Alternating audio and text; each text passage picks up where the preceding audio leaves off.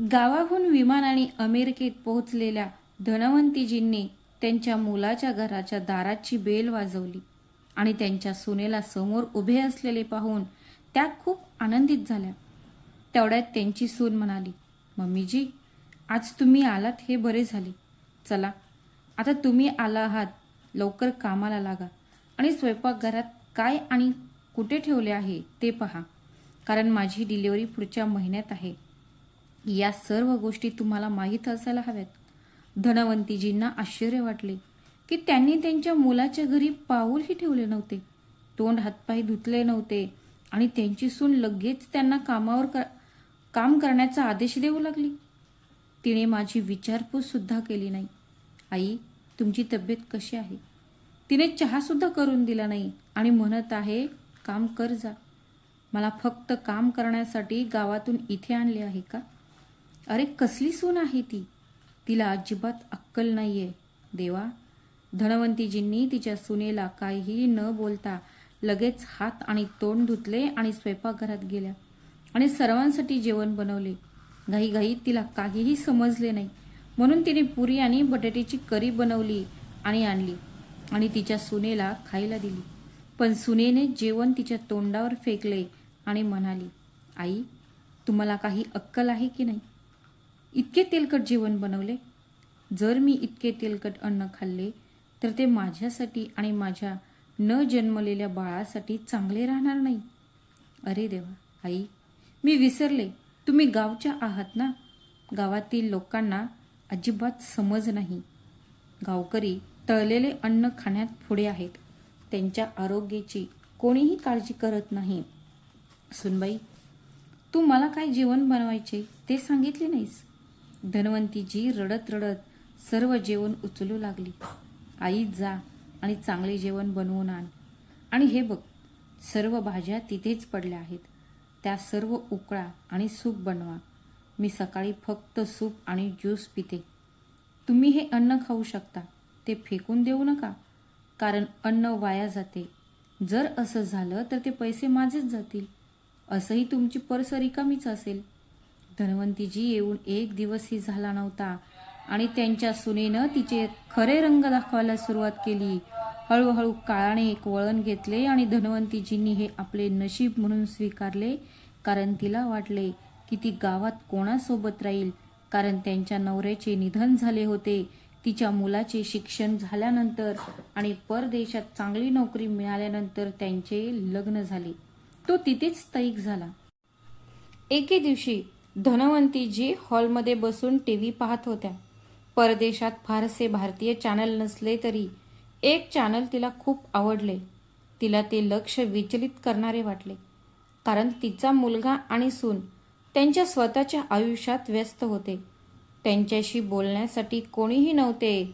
तेवढ्यात सुनबाई मुद्दाम झाडू उचलून तिचा पती आदर्श समोर हॉल झाडू लागली. तेव्हा आदर्श म्हणाला, "हे तू काय करतेस? डॉक्टरांनी तुला आराम करायला सांगितले आहे. म्हणूनच मी तुझी काळजी घेण्यासाठी गावाहून आईला इथे मोलकरीण म्हणून आणले आहे. आणि तू फरशी झाडत आहेस? सोफ्यावर बसून आरामात काजू आणि मनुके खा. आई, तू कामाला लागायला हवं. तुला दिसत नाही का? तुझी सून आई होणार आहे आणि तू तिला फरशी झाडायला लावत आहेस. ती झाडू मारणार नाही, तुलाच झाडू मारावा लागेल." धनवंतीजी तिच्या मुलाकडे पाहत राहिल्या. याला बायकोचे दुखणे स्पष्ट दिसत होते आणि मी थोडा वेळ बसले तरी ते त्याला सहन होत नव्हते. त्याच्या पत्नीसमोर तो मला झाडू मारण्याचा आदेश देत होता. मीही एकदा गावी माझ्या सासरच्यांची सेवा करत होती, पण गोविंदजींनी मला कधीही सांगितले नाही की त्यांच्या आईला आराम करत असताना काम करायला लावावे. ती स्वतःशी विचार करू लागते. "वा रे बाळा, तू परदेशात येताच परदेशी वातावरणाचा प्रभाव पडलास तुझ्यावर." मी माझी संस्कृती आणि सभ्यता सर्वांना विकली. असेच दिवस गेले आणि माझ्या सुनेची प्रसूतीची वेळ आली. आज धनवंतीजींना खूप आनंद झाला की त्यांच्या घरी एक लहान नातू जन्माला आला. त्यांना माझा मुलगा झाला. तो दिवस आठवू लागला. सर्वजण माझे खूप अभिनंदन करत होते. लाडू वाटत होते की धनवंतीजी गोविंदजींच्या घरी मुलगा झाला आहे. आणि आज माझा मुलगाही बाप झाला आहे. लोक खरे म्हणतात, वेळ निघून जाण्यास वेळ लागत नाही. धनवंती तिच्या मुलाला म्हणते, बाळा, अभिनंदन, तूही वडील झाला आहेस. तुझ्या जबाबदाऱ्या वाढल्या आहेत. आणि तिच्या सुनेला आशीर्वाद देते. सुनेला आता तिच्या मुलाची काळजी घेण्याचे निमित्त आहे. पूर्वी ती जे थोडेसे करायची तेही आता एक काम झाले आहे. घराचा संपूर्ण भार आता धनवंतीवर येतो. पण तिच्या नातवाला पाहून धनवंती आनंदाने सर्व कामे करते. एकही शब्द न बोलता सून ही याचा फायदा घेत तिच्या नातवाचे मूत्र आणि मलमूत्र स्वच्छ करायला लावायची. त्याचे डायपरही बदलायला लावायची. हळूहळू नातू 3 वर्षांचा झाला आणि धनवंतीजी तिच्या सुनेसाठी काटा बनल्या. तिला आत्ता धनवंतीजींची गरज नव्हती. तिचे काम संपले होते. धनवंतीजी तिला ओझे वाटू लागल्या, कारण धनवंती देवीची प्रकृती बिघडली होती. एके दिवशी पहाटे 4 वाजता सुनबाई रूपाने हाक मारली, ए म्हातारी बाई, तू कुठे मेलीस? इतका वेळ झाला मी आवाज देत आहे. पृथ्वीने तुम्हाला गिळंकृत केले आहे की आकाशाने तुम्हाला खाल्ले आहे? धनवंतीजी झोपल्या होत्या. शरीराच्या वेदनांमुळे त्या पहाटे 2 वाजता झोपी गेल्या होत्या. म्हणूनच 2 तासानंतर तिला उठणे कठीण झाले. तिला खूप पाठदुखीचा त्रास सुरू होत होता. तिला बेडवरून उठायचे होते, पण ती उठू शकली नाही. दरम्यान रूपाचा राग 7व्या आसमंतात पोहोचला. ती हातात दुधाची बाटली घेऊन उभी होती. तेवढ्यात धनवंतीजी आत आल्या. काय झालं सुनबाई? रूपाने पाहिले नाही आणि सांगितलेही नाही. ती बाटली तिच्या डोक्यावर इतकी जोरात आदळते की धनवंतीजी ओरडतात आणि जमिनीवर पडतात. मी आत्तापर्यंत फक्त तुझे डोके फोडले आहे.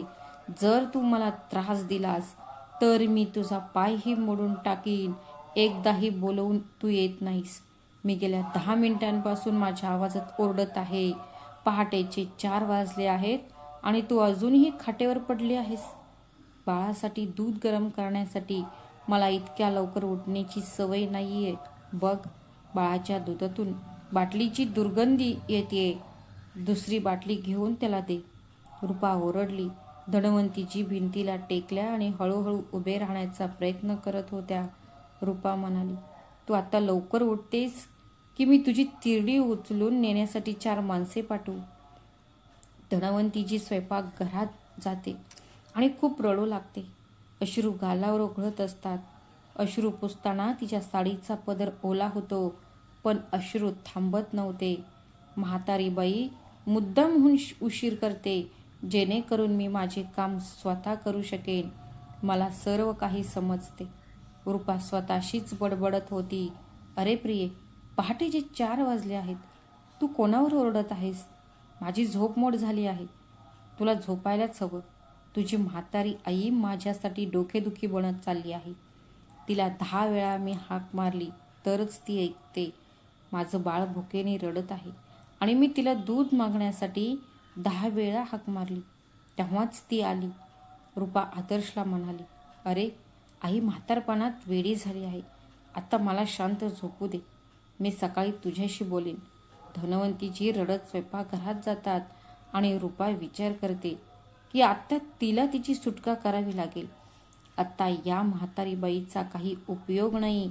सकाळी चहा आणि नाश्ता केल्यानंतर आदर्श त्याच्या आईच्या खोलीत गेला. तो तिला काही बोलण्यापूर्वीच धनवंती देवी बोलली, बाळा, मी आता निरुपयोगी आहे, म्हणून मला भारतात सोड. मला बरे वाटत नाहीये. चल, मला डॉक्टरकडे घेऊन जा. माझा उपचार कर. माझे संपूर्ण शरीर दुखत आहे. तेवढ्यात मागून रूपा आली आणि बडबडत म्हणाली, आई, पैसे झाडावर लागतात का? अरे म्हातारपणात दुखणे नेहमीचे शरीराला चिकटते. थोडे आल्याचा चहा प्या. शरीराचे सर्व दुखणे निघून जातील.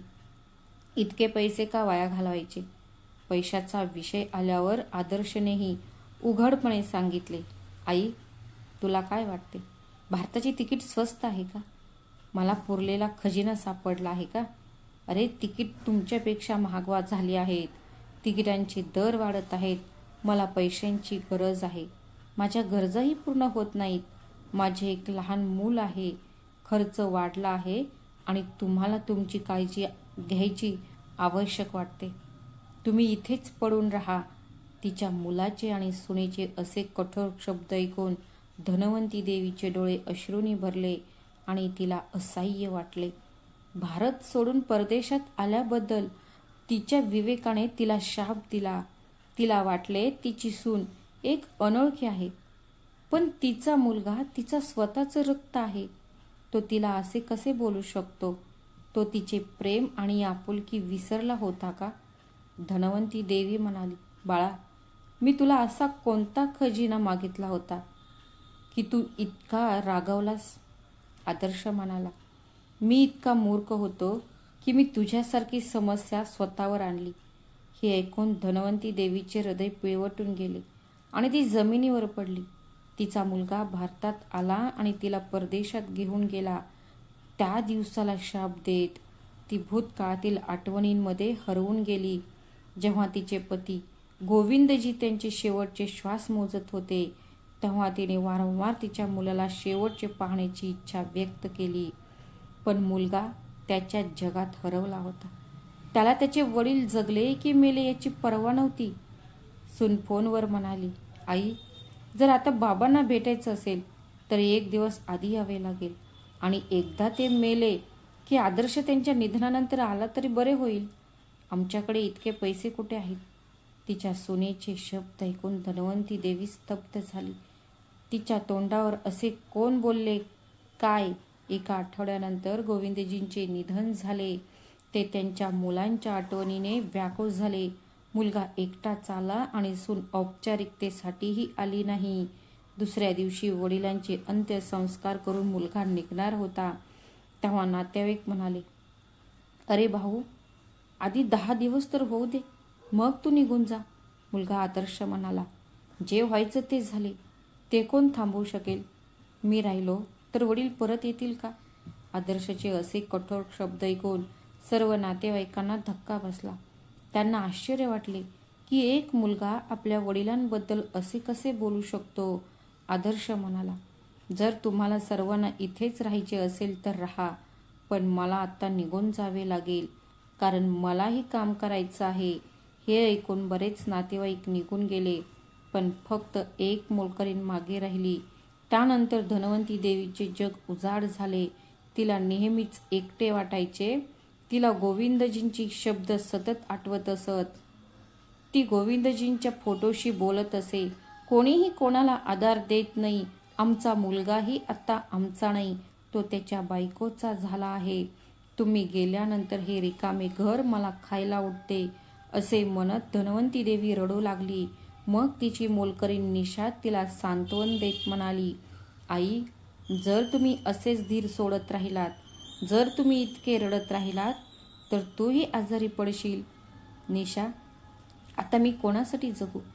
आई, तू खूप दिवसांपासून काहीही खाल्ले नाहीस. चल, मी तुझ्यासाठी जेवण बनवून तुला खायला घालते. नाही निशा, मी तोंडात एक दाणाही घालणार नाही, ती निशाला सांगू लागली. आमचा मुलगा भारतात शिक्षण घेतल्यानंतर पुढील शिक्षणासाठी परदेशात गेला आणि तिथे त्याला चांगली नोकरी मिळाली. तेव्हा आम्हाला खूप आनंद झाला. नंतर त्याने त्याच्या पसंतीच्या मुलीशी लग्न केले. तो तिथेच स्थायिक झाला. त्याने आम्हाला या मुलीशी लग्न करायचं की नाही हे विचारले नाही किंवा आमची परवानगीही घेतली नाही. तरीही आम्ही पती पत्नी दयाळू होतो आणि त्याला माफ केले. जेव्हा त्याचे वडील गेले तेव्हा त्याने असंख्य सबबी सांगितल्या. माझी मीटिंग आहे आणि मी अंतिम संस्कार करण्यासाठी येऊ शकत नाही. मग मी खूप प्रार्थना केल्यानंतर तो अमेरिकेहून भारतात आला आणि त्याच्या वडिलांचे अंतिम संस्कार केले. मुले जर त्यांच्या आईवडिलांना विसरली तर शिक्षणाचा काय उपयोग? तिच्या डोळ्यात अश्रू आले. काही दिवस असेच गेले आणि एके दिवशी धनवंतीने तिच्या मुलाला हाक मारली, बाळा, तुझे वडील गेल्यानंतर मला इथे एकटेपणा जाणवत आहे. भारतात परत ये आणि इथे काही काम सुरू कर. मला खूप वाईट वाटत आहे. आई, आपण येणे शक्य नाही. आई, तुझ्या सुनेला भारतीय जीवनशैली आवडत नाही आणि तिथे गावी वीज नाही आहे. ती बिचारी मुलगी हे गुदमरणारे जीवन जगू शकणार नाही. आई, मलाही तिथली जीवनशैली आवडत नाही. सून परदेशात वाढली आहे, तिला काय आवडेल? तिला स्थानिक भाषा आवडली नाही ना कपडे. धनवंतीजींना समजले की तिच्या मुलाने परकीय प्रभाव घेतला आहे. तो त्याच्या पत्नीचा पूर्णपणे गुलाम झाला होता. तो आता तिचा मुलगा राहिला नाही, म्हणूनच तिने त्याच्याशी बोलणे बंद केले, त्याला फोन करणे बंद केले आणि तिच्या दुःखद जीवनाबद्दल गप्प राहिली. ती तिचे आयुष्य जगू लागली. असेच दिवस जात राहिले आणि एके दिवशी ती तिच्या गावातील शेजारच्या घरी, जो तिचा जवळची मैत्रीण होती, तिचे दुःख वाटून घेण्यासाठी बसली होती. तेव्हा दारावरची बेल वाजली. धन्वंतीजींच्या मैत्रिणीने दार उघडले आणि आदर्श तिच्या समोर उभा असलेला दिसला. तिला धक्का बसला. आदर्श बाळा, तू इथे आहेस? आदर्शचे नाव ऐकताच धन्वंतीजींना धक्का बसला आणि तिने तिच्या सर्व तक्रारी विसरून तिच्या मुलाला मिठी मारली आणि म्हणाली, बाळा, तू आला आहेस. बघ, मला माहीत होतं की तू मला घ्यायला नक्की येशील. बघ आशा, मी म्हणायचे की माझा मुलगा नक्कीच येईल, पण तू माझं ऐकलं नाहीस. असं म्हणत होती की जर मुलगा परदेशात गेला तर तो अनोळखी होतो. आजकालची मुलं विश्वासात नसतात, पण माझा मुलगा खूप चांगला आहे. बघ आशा. हे सगळं बोलून धन्वंतीजींनी तिच्या मुलाला लहान मुलांसारखं मिठी मारली आणि त्याला खूप आशीर्वाद देऊ लागल्या. आदर्श म्हणाला, आई, मी तुला घ्यायला आलो आहे आणि आपल्याला लवकरात लवकर परत यायचं आहे. पण त्याआधी तुझं घर आणि मालमत्ता विकून टाक, म्हणजे मला इथे वारंवार यावं लागणार नाही. आणि तुला माहिती आहे का, तू आजी होणार आहेस. तुझ्या सुनेनं तुला नक्कीच सांगितलं आहे की मुलांच्या काळात आजी असणे किती महत्त्वाचे असते आणि नातवंडांसोबत खेळण्यात तुझा दिवस कधी निघून जाईल हे तुला कळणार नाही. हे सर्व ऐकून धन्वंतीजी आनंदाने म्हणाल्या, मी आजी होणार आहे का? बाळा, तू मला आधी सांगायला हवं होतंस. मी माझ्या सुनेसाठी काही लाडू बनवून सोबत घेते. ते ती खाल्ल्यावर बाळही निरोगी राहते. आई, लाडू करणे थांबव आणि लवकर सामान बांधायला सुरुवात कर. मी घर विकण्याची व्यवस्था करेन. सगळं ठरवून झाल्यावर आपण जाऊया. आशाजी हे सर्व ऐकत होत्या. तिने धन्वंतीजींना दुसऱ्या खोलीत इशारा केला आणि म्हणाली, धन्वंती, तू काय करत आहेस? तू पूर्णपणे निर्दोष आहेस. बघ, तो सध्या खूप घाईत आहेस. जर तुम्ही तुमची मालमत्ता विकली तर तुम्हाला चांगली किंमत मिळणार नाही आणि आजकाल तुम्ही मुलांवर विश्वास ठेवू शकत नाही. म्हणून सध्या तरी ते करू नका. आशाचे पती अशोक यांनी संपूर्ण संभाषण ऐकले होते. त्यांनी असेही सल्ला दिला, धनवंती देवी, मी स्वतः एक प्रॉपर्टी डीलर आहे आणि जेव्हा मला चांगला खरेदीदार सापडेल तेव्हा मी तुम्हाला कळवीन. धन्वंती देवींना त्यांचे शब्द पटण्यासारखे वाटले आणि ती तिचे घर विकू इच्छित नव्हती, कारण ते तिच्या पतीच्या आठवणी मनात रेंगाळत राहिल्या आणि तिला तिचे घर सोडायचे नव्हते. पण तिच्यावर खूप निष्ठावान असलेल्या तिच्या मोलकरीण निशाच्या देखरेखीखाली ती तिचे घर सोडून तिचा मुलगा आदर्शसोबत अमेरिकेत गेली आणि आज ती या अवस्थेत आहे. तिला तिच्या आयुष्याशी तडजोड करावी लागली आहे आणि परदेशात तिचा मुलगा आणि सुनेसोबत ती हताशपणे जगते. तिची सून तिचा रात्रंदिवस छळ करते. ती कधीच जेवण मागत नाही. दिवसभर तिची सून तिला शिव्या देत राहिली. नाही उपयुक्त आणि नाचवणारी. ती अण्णाची शत्रू आहे. ती आमच्या जखमांवर मीठ चोळत आहे. आजारी वृद्ध स्त्रीला तिची काळजी घेण्याची विनंती करत सोडून तो म्हातारा निघून गेला. काही दिवसांनी तिची सून रूपा म्हणाली, आई, मी तुम्हाला डॉक्टरकडे घेऊन जाते. तुम्ही थोडे अशक्त दिसत आहात. तिच्या सुनेचे प्रेमळ शब्द ऐकून धन्वंती देवीला थोडे विचित्र वाटले, पण ती जाण्यास भाग गेली. ती त्यांच्यासोबत गाडीत बसली. मुलगा आदर्शही त्यांच्यासोबत बसला आणि निघून गेला. आई, आता 12 वाजले आहेत आणि डॉक्टरांची अपॉइंटमेंट 1 वाजता आहे. आपल्याकडे 1 वाजेपर्यंत आहे, म्हणून आपण थोडा ज्यूस पिऊ शकतो. इथे आई, थोडा ज्यूस प्या, म्हणजे तुम्हाला थोडी ऊर्जा मिळेल. तिच्या सुनेचे हे वागणे तिला थोडे त्रास देत होते. ज्यूस पिताच धन्वंती देवी बेशुद्ध पडली आणि रूपा आणि आदर्शने तिला हळुवारपणे गाडीतून बाहेर काढले. त्यांनी तिला एका उद्यानात सोडले. ती उद्यानातल्या एका बाकावर बेशुद्ध पडली होती. तेव्हा एक माळी तिथे आला. अरे आई, संध्याकाळ झाली आहे. बाग बंद करण्याची वेळ झाली आहे. माळीने तिला जोरात हाक मारताच ती उठली, पण तो काय बोलत आहे ते तिला समजले नाही, कारण तो इंग्रजीत बोलत होता. धन्वंती देवी फारशी शिकलेली नव्हती. तिचा मुलगा आणि सून आजूबाजूला न पाहता ती रडू लागली. ती उद्यानात इकडे तिकडे धावत रूपा, आदर्श अशी हाक मारत होती, पण रूपा कुठेच दिसत नव्हती. तिला प्रश्न पडला, मी गाडीत ज्यूस पित होते, मग मी इथे कशी आली? तिला इंग्रजीचे काहीच ज्ञान नव्हते. ती तिचे दुःख कोणाशीही शेअर करायची आणि लोक फक्त तिच्याकडे पाहत राहायचे. आणि जर कोणी थांबवून समजून घेण्याचा प्रयत्न केला तर त्यांना हिंदी समजत नव्हते. धन्वंतीकडे पैसेही नव्हते. ती तिच्या मुलाला कोणाच्या तरी मोबाईलवरून कसा फोन करू शकते? तिला त्याचा फोन नंबरही आठवत नव्हता. तिला कधीच कल्पना नव्हती की तिला या दिवसाचा सामना करावा लागेल. आता तिला तिच्या सुनेची युक्ती समजली, ज्यामध्ये ती सकाळपासून तिच्याशी गोड बोलण्याचे कारण देखील समजले होते. तिला सकाळी संशय आला होता, पण ती असे घृणास्पद कृत्य करेल याची तिला कल्पना नव्हती. ती रडत पार्कमधून निघून गेली. अंधार पडत होता. ती चालत होती आणि वाटेत तिला एक मंदिर दिसले. तिला थोडी हिंमत मिळाली. ती देवाला प्रार्थना करू लागली, अरे देवा, मला या गोंधळातून बाहेर काढ.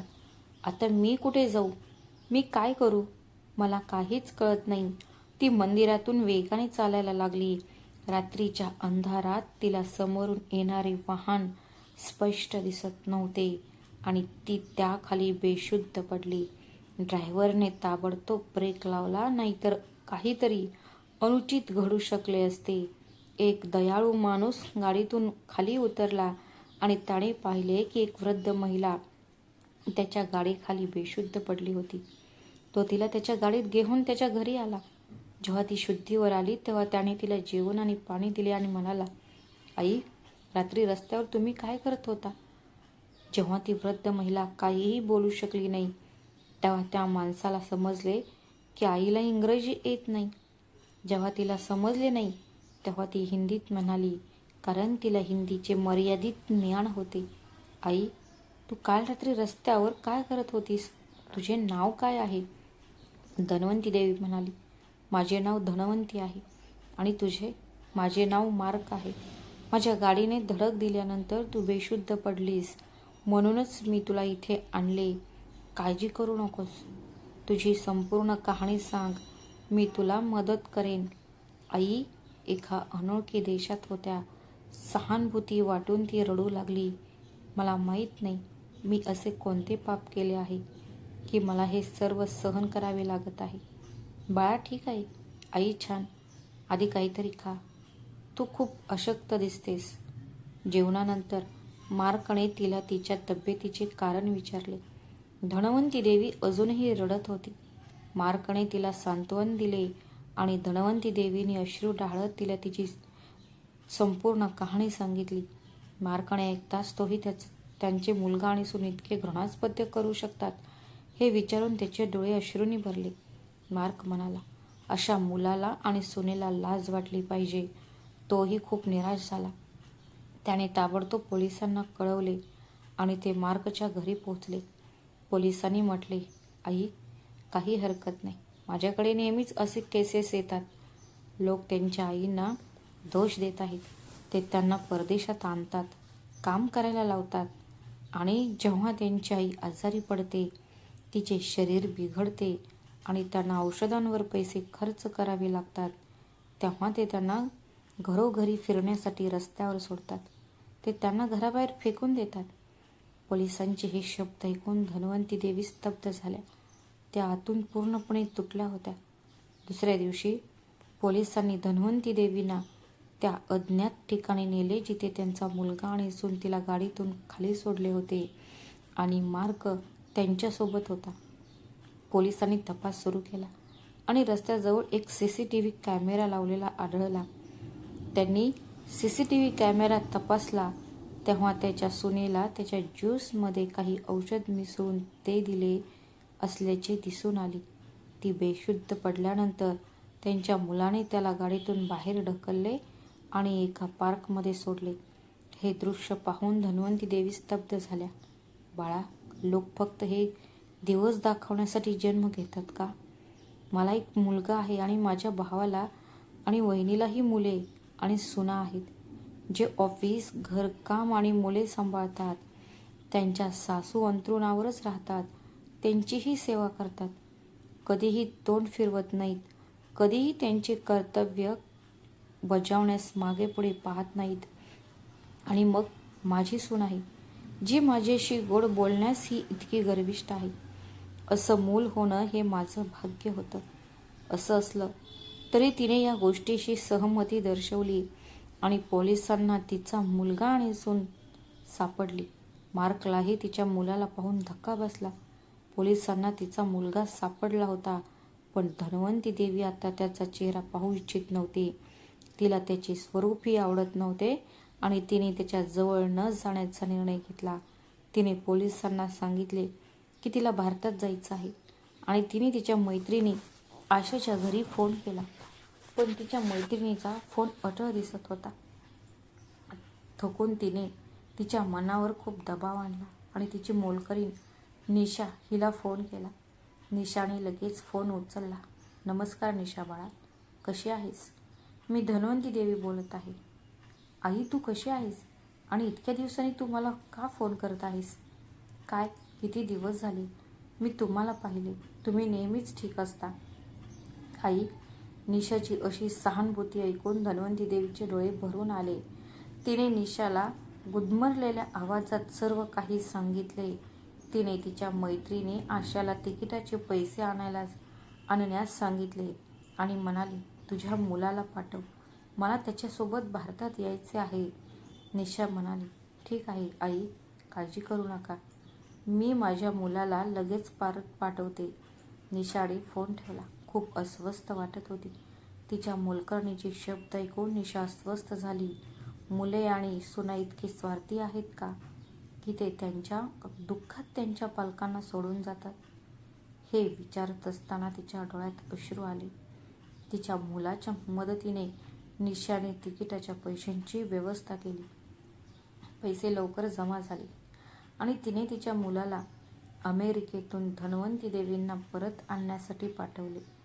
दिनेश अमेरिकेत पोहोचतो आणि धन्वंती देवी मार्कचे आभार मानते आणि म्हणते, बाळा, तू मला माझ्या स्वतःच्या मुलापेक्षा जास्त आधार दिला आहेस. त्याचे आभार मानल्यानंतर ती भारतात घरी परतते. भारतात पोहोचल्यावर धन्वंती देवी तिच्या मोलकरीण निशाला मिठी मारते आणि रडते. त्यानंतर ती तिच्या मैत्रिणी आशाच्या घरी पोहोचते.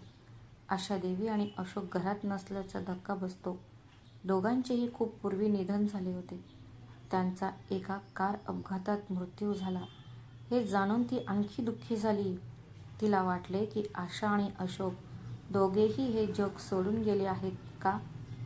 मग निशाने तिकिटांच्या पैशांसाठी कोणाकडे मदत मागितली? धन्वंती देवी निशाला विचारू लागली.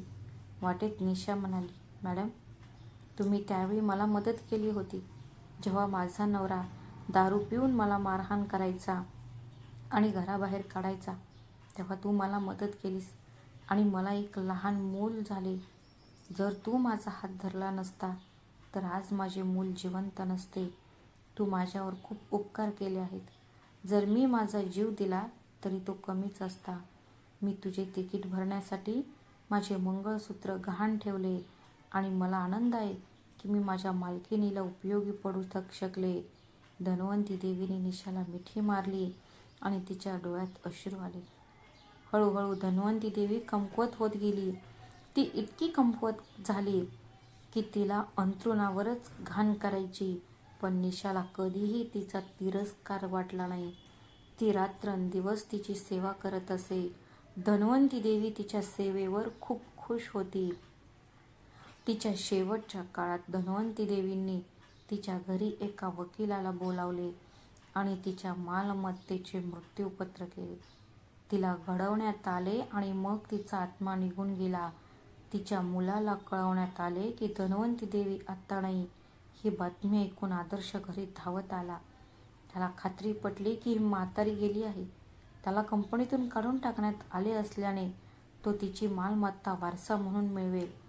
आदर्श आणि रूपा उदरनिर्वाहासाठी संघर्ष करत होते. एकदा त्यांच्या आईचे मृत्यूपत्र अखेर मंजूर झाले की ते गावात राहून त्यांचे कुटुंब पुन्हा उभारू शकतो. इथे तर संपूर्ण परिस्थिती बदलली होती. धन्वंती देवीची चिता पेटवण्याआधीच वकिलाने मृत्यूपत्र वाचायला सुरुवात केली आणि म्हणाला, मी धन्वंती देवी, माझ्या जाणीवीने माझे घर माझ्या मोलकरीण निशाला हस्तांतरित करते. माझ्या मालकीची सर्व काही माझी शेती आणि जमीन निशाची आहे. मी माझ्या मुलाला माझ्या अंत्यसंस्काराची चिता पेटवण्याचा अधिकार हिरावून घेते. निशाचा मुलगाच यासाठी पात्र आहे. त्याच्या आईचे मृत्यूपत्र वाचल्यानंतर मुलगा आणि सून घाबरले, कारण मार्क हा दुसरा तिसरा कोणी नसून कंपनीचा बॉस होता. CCTV कॅमेऱ्यात जेव्हा मार्कने आदर्शला पाहिले तेव्हा त्याने त्याला आपला कर्मचारी म्हणून ओळखले आणि ऑफिसमध्ये येताच त्याला काढून टाकले. दरम्यान आदर्श दोन्ही बाजूंनी अडचणीत सापडला होता. मुलगा आणि सून पश्चाताप करत होते की जर त्यांनी त्यांच्या आईशी असे केले नसते तर आज त्यांच्याकडे मालमत्ता असती. तर मित्रांनो, धन्वंतीजींनी तिच्या मुलाशी आणि सुनेशी जे केले ते बरोबर होते की चूक? कृपया तुमचे मत कमेंटमध्ये शेअर करा. जर तुम्हाला कथा आवडली असेल तर चॅनलला सबस्क्राईब करा आणि व्हिडिओला लाईक करा. पुन्हा भेटूया अशाच आणखी एका नवीन कथेत. तोपर्यंत स्वतःची आणि तुमच्या प्रियजनांची काळजी घ्या. श्री स्वामी समर्थ. धन्यवाद.